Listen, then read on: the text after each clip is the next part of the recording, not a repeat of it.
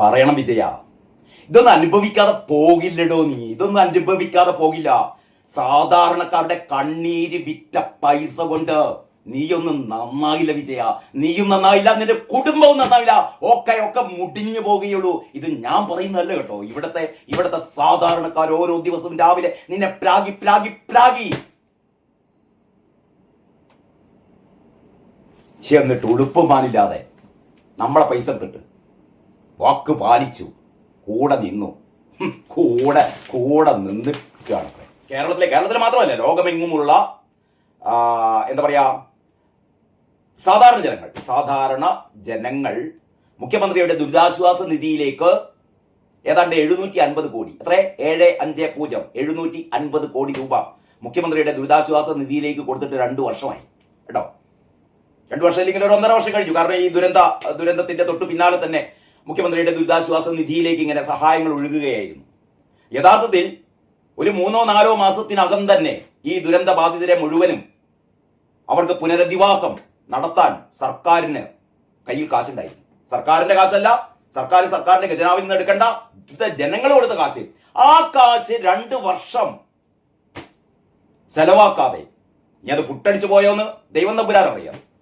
എന്നിട്ട് കോടികളുടെ പരസ്യം കൊടുത്തിട്ട് വാക്കു പാലിച്ചു. എന്ത് വാക്കാണോ പാലിച്ചത്? ഇതിന് വാക്ക് പാലിച്ചു എന്നാണ് പറയുന്നത്. നിങ്ങൾ വഞ്ചിച്ചു, ചതിച്ചു അല്ലേ? ഇവിടത്തെ നിസ്സഹായരായ ജനങ്ങളെ, ദുരന്ത ബാധിതരെ പോലും നിങ്ങൾ ചതിച്ചില്ലേ? 1.5 വർഷം ഇവര് അഭയാർത്ഥികളെ പോലെ തെരുവിൽ അല്ലേ? നിങ്ങളെന്ത് തുച്ഛമായ വാടക കൊടുത്തിട്ട് അത് തന്നെ സമയത്തിന് കൊടുക്കാതെ ഇവരെ നരകിപ്പിക്കുകയായിരുന്നില്ലേ? കയ്യിൽ പൈസ വെച്ചിട്ട് 750 കോടി രൂപ കയ്യിൽ വെച്ചിട്ട്, ഓരോ കോടി കൊടുത്താൽ 410 കോടി പോരായിരുന്നോ വിജയ? ഇതൊന്നും ഞങ്ങൾക്ക് അല്ലെങ്കിൽ ഈ ജനങ്ങൾക്ക് മനസ്സിലാകുന്നില്ലാണോ തന്റെ വിചാരം? ഉളുപ്പുമാരില്ലാതെ പരസ്യം കൊടുത്തു, വാക്കു പാലിച്ചു, കൂടെ നിന്നു. നിങ്ങൾ മനസ്സിലാക്കണം, ഇന്നലെ മുസ്ലിം ലീഗ്, കേരളത്തിലെ മുസ്ലിം ലീഗ് എന്ന് പറയുന്ന പാർട്ടി 50 പേർക്ക് വീട് കൊടുത്തോ. 50 പേർക്ക് വീട് കൊടുത്തു. അവരുടെ സ്വന്തം മുസ്ലിം ലീഗുകാർ പിരിച്ച പൈസ കൊണ്ട് കേട്ടോ. 50 പേർക്ക് നിങ്ങളൊരുക്കിയ വീടിനേക്കാൾ മനോഹരമായ വീടുകൾ. ഇനിയും ഇതാ അവരൊരു 50 വീട് കൂടി കൊടുക്കാൻ പോകുന്നു. നിങ്ങൾ എന്നിട്ട് 410 പേർക്ക് വീട് കൊടുക്കുമെന്ന് പറഞ്ഞിട്ട് അവസാനം 173 പേർക്ക് ഇന്ന് മുഖ്യമന്ത്രി പിണറായി വിജയൻ വീട് കൊടുക്കാൻ പോവുകയാണത്രേ. പക്ഷെ കയറി താമസിക്കാൻ പറ്റില്ല കേട്ടോ. കയറി താമസിക്കാൻ പറ്റില്ല. അതിന് ഇനിയും കഴിയണം മാസങ്ങൾ. കുടിവെള്ളമില്ല, സെപ്റ്റിക് ടാങ്ക് ശരിയായിട്ടില്ല, മറ്റ് സൗകര്യങ്ങളൊന്നുമില്ല, പല വീടുകൾക്കും മേൽക്കൂരയില്ല. എന്നിട്ടാണ് താക്കോൽ സമർപ്പിക്കുന്നത്. ഉളുപ്പില്ലടോ. എത്ര പ്രാവശ്യം പറയണം, ചോദിക്കണം നിങ്ങളോട്. മുസ്ലിം ലീഗ് 28-ാം തീയതി വീട് കൊടുക്കും എന്ന് പറഞ്ഞപ്പോ ധൃതിപ്പെട്ട് അതിന്റെ മുമ്പ് തന്നെ 25-ാം തീയതി കൊടുക്കാൻ തീരുമാനിച്ചതായിരുന്നു. അപ്പൊ അങ്ങോട്ട് കയറി ചെല്ലാൻ തന്നെ വയ്യ.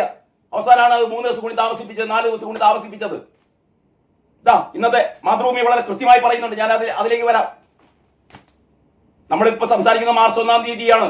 ഏപ്രിൽ മെയ് മാസങ്ങളോടെ ഇനി ഒരു 2 മാസം കഴിഞ്ഞാലേ അവിടെ കയറി താമസിക്കാൻ പറ്റുകയുള്ളൂ. അത് തന്നെ 173 കുടുംബങ്ങൾക്ക് വീണ്ടും കിടക്കുന്നു. 300-ലേറെ കുടുംബങ്ങൾ പുറത്ത്.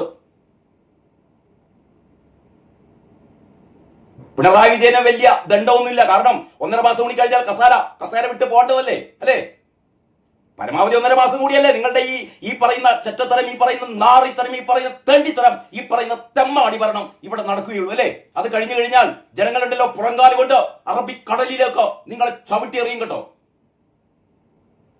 ബാക്കി ഇവിടെ വരുന്ന മറ്റ് സർക്കാരുകൾക്ക് വീടും താമസങ്ങളൊക്കെ അവർ കൊടുത്തോളും. മുഖ്യമന്ത്രിയുടെ ദുരിതാശ്വാസ നിധിയാണ്, പിണറായി വിജയന്റെ ദുരിതാശ്വാസ നിധി അല്ല കേട്ടോ. കാരണഭൂതമേ ഓർമ്മിച്ചോ. എന്നിട്ട് ഏറ്റവും വലിയ തമാശ എന്താണെന്നറിയോ? ഈ പരസ്യത്തില് മൂപ്പരതാ ചിരിച്ചുകൊണ്ടിരിക്കുന്ന പടം. ഇത് കണ്ടാ വിചാരിക്കും ഇയാളുടെ തറവാട്ടിൽ നിന്ന് എടുത്ത് കൊടുത്തതാണെന്ന് വിചാരിക്കുക അല്ലേ? നോക്കുക ഇതിന്റെ ഒരു അപഹാസ്യത. വാക്കുപാലിച്ചു, കൂടെ നിന്നു. നിശ്ചയദാർഢ്യത്തോടെ, ഇച്ഛാശക്തിയോടെ പ്രതിസന്ധികൾ അതിജീവിച്ച് വയനാടിനെ ചേർത്ത് പിടിച്ച സർക്കാർ ഇളിച്ചുകൊണ്ട് നിൽക്കുന്ന, ഉളുപ്പുമാനുമില്ലാതെ ഇളിച്ചുകൊണ്ട് നിൽക്കുന്ന എത്ര മോഹൻലാലുമാരെ കൂട്ടി നിങ്ങൾ ഇന്റർവ്യൂ നടത്തിയാലും ഈ മനുഷ്യനെ നിങ്ങൾക്ക് വെളുപ്പിച്ചെടുക്കാനാവില്ല കേട്ടോ. വെളുപ്പിച്ചെടുക്കാനാവില്ല. ഇതിൽ നിങ്ങൾ ഞെട്ടിപ്പോകുന്ന കാര്യങ്ങളുണ്ട്. ഈ പരസ്യത്തിൽ തന്നെ പറഞ്ഞിട്ടുണ്ട്. എന്താണെന്നറിയോ?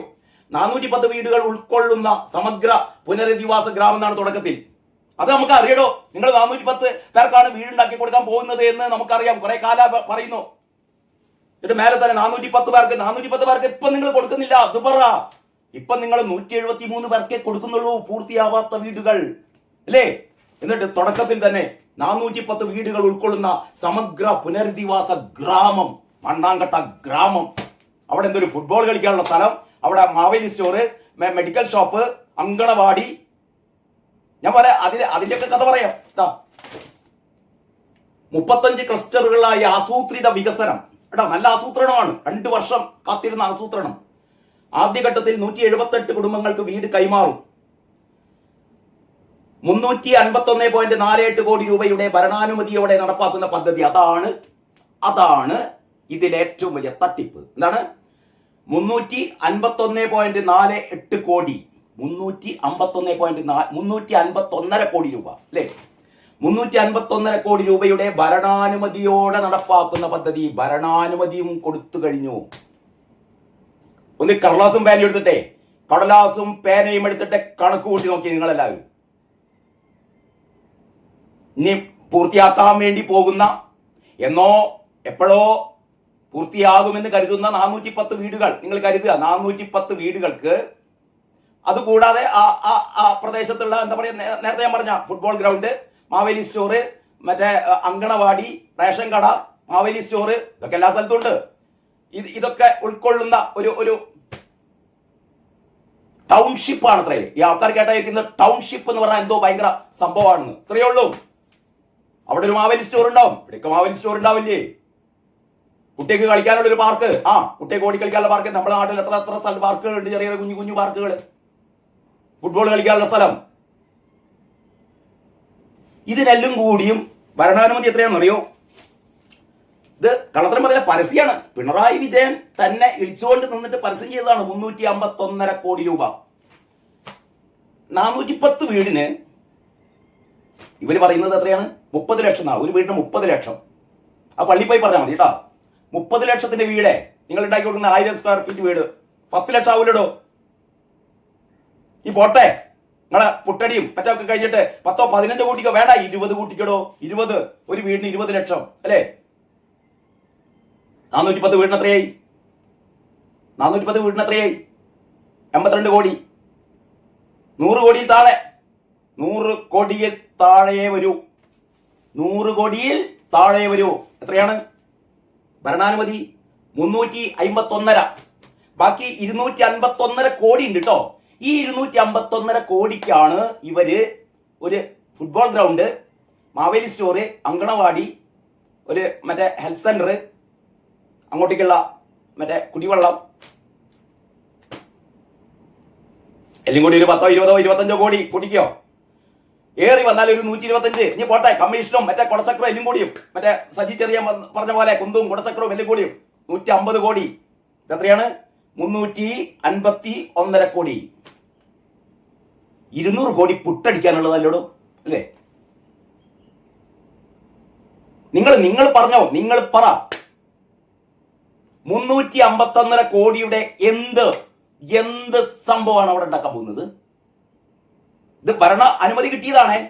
ഇനി ഇതൊക്കെ കഴിഞ്ഞിട്ട് 750 കോടിയുടെ ബില്ല് കൊടുക്കാലോ. ഇതൊക്കെ കഴിഞ്ഞിട്ട് ഭരണാനുമതി ഇതൊക്കെ കഴിഞ്ഞിട്ട് അവസാനം ഒരു ഫൈനൽ ബില്ല് കൊടുത്തു കഴിഞ്ഞാൽ വേറെ കോടി അതവിടെ കിടക്കട്ടെ. നിങ്ങൾക്ക് അയ്യപ്പ സംഗമമുണ്ടല്ലോ, ആഗോള അയ്യപ്പ സംഗമം 8.22 കോടി, അല്ലേ? ആഗോള അയ്യപ്പ സംഗമത്തിന് 8.22 കോടിയുടെ ബില്ല് കൊടുത്ത ആശാന്മാര് അവസാനം കെ ജയകുമാർ എന്ന് പറയുന്ന ഇപ്പോഴത്തെ പ്രസിഡന്റ് വരെ പറഞ്ഞു മഹാ തട്ടിപ്പാണ് നടന്നത്, ശുദ്ധ അസംബന്ധാണ്. 600 ആൾക്കാർ പങ്കെടുത്തതിന് 5000 ആൾക്കാർക്ക് സദ്യ. ഇതെന്താണോ എന്ന് ആരാ ചോദിക്കുന്നത്? ഇപ്പോഴത്തെ പ്രസിഡന്റാ.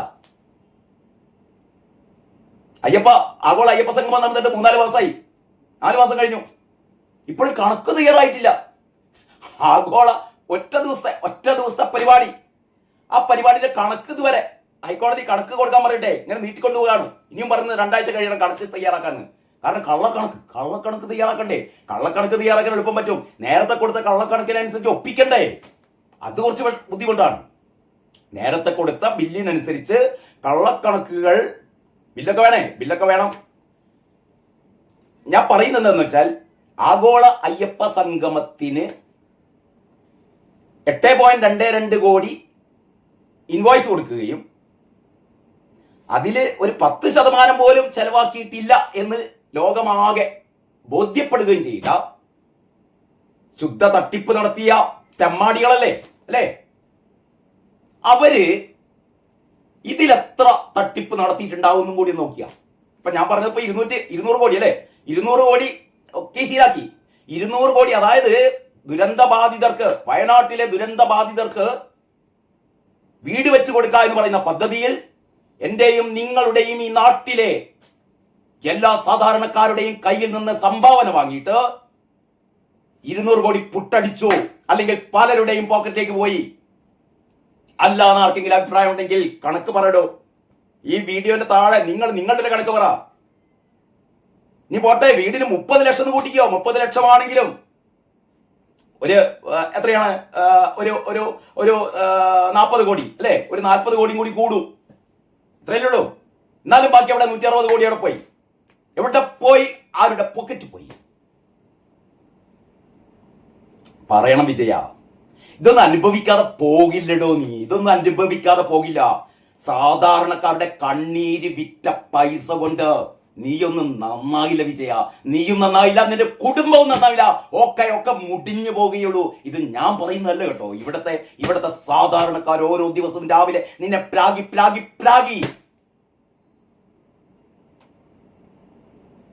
എന്നിട്ട് ഉളുപ്പുമാനില്ലാതെ നമ്മളെ പൈസ എടുത്തിട്ട് വാക്ക് പാലിച്ചു, കൂടെ നിന്നു. കൂടെ നിന്നിട്ടാണ് ഇതിൻ്റെ ഉള്ളില് ആ കാര്യം പറയുന്നുണ്ട് കേട്ടോ. യെസ്, ഇതിന്റെ 2ാമത്തെ പേജിൽ, മാതൃഭൂമിയുടെ 2ാമത്തെ പേജിൽ ഏപ്രിലോടെ താമസം തുടങ്ങാനായേക്കുന്ന പറയുന്നത് എന്താണ്? ഏപ്രിലോടെ, അടുത്ത മാസത്തോടെ താമസം ആക്കാൻ അയക്കും. ഇപ്പൊ താക്കോലും വാങ്ങിയിട്ട് പോവുക.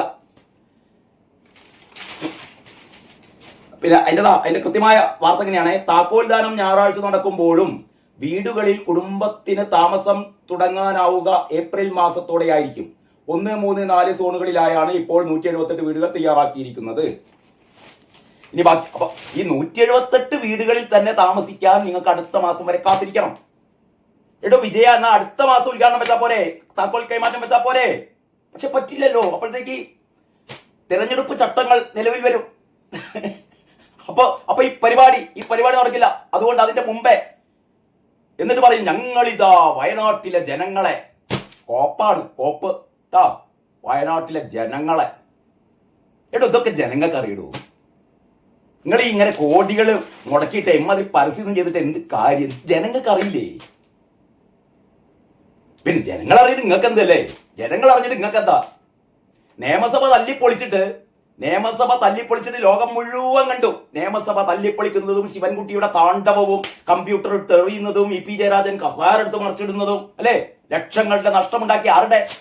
നമ്മുടെ പൈസ അല്ലേ? എന്നിട്ട് അവസാനം എന്താ CPM എന്താ പറഞ്ഞത്? അങ്ങനെയൊന്നും ഉണ്ടായില്ലല്ലോ. കോടതി പറഞ്ഞതാണ്. ഇനി അതിന് വേണ്ടിയിട്ട് കേസ് നടത്തിയിട്ട് കോടികളാണ് മുക്കിയത്. ഇപ്പോഴും കേസ് കണ്ടുകൊണ്ട് നിയമസഭയിൽ ഒന്നും ഉണ്ടായില്ല പറയുന്നത്. അതൊക്കെ നിങ്ങൾക്ക് തോന്നിയതാണ്. സർവമായ അല്ലേ? ഡെലൂലു ആണ്. അതിന്ന് പ്രചോദനം ഉൾക്കൊണ്ടിട്ടായിരിക്കും ചിലപ്പോൾ അഖിൽ സത്യൻ സർവമായ സിനിമ ഉണ്ടാക്കിയത്. എല്ലാം ഒരു മായ.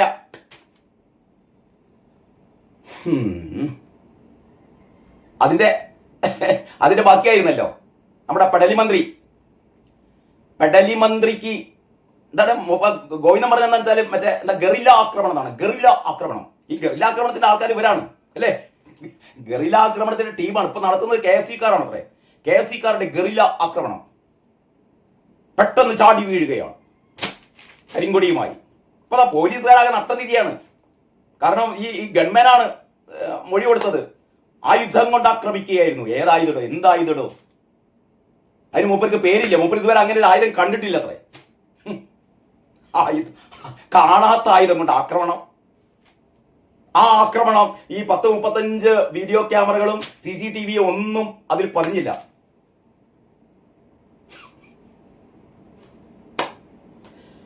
37 കാണുന്നില്ല, കൊച്ചാകുമ്പോഴത്തേക്ക് പൊടിയും തട്ടിപ്പോയി. അവസാനം നാടകത്തിന് സ്ക്രിപ്റ്റ് എഴുതി കൊടുത്തവരും കുടുങ്ങി. ഷംസീറിന് സീറ്റില്ല. ഷംസീറായിരുന്നു ഇതിന്റെ തിരക്കഥാകൃത്ത് സംവിധാനം. പൊട്ടിപ്പോയി. അങ്ങനെയൊക്കെയാണ് ഇന്നത്തെ മാർച്ച് 1 ഏറ്റവും പ്രധാനപ്പെട്ട വർത്തമാനം. ഇനി ഒരുപാട് കാര്യങ്ങൾ പറയാനുണ്ട്. ബാക്കി കാര്യങ്ങൾ നമുക്ക് അടുത്ത വീഡിയോയിൽ പറയാം. അതുവരെ എല്ലാവർക്കും നന്ദി, നമസ്കാരം.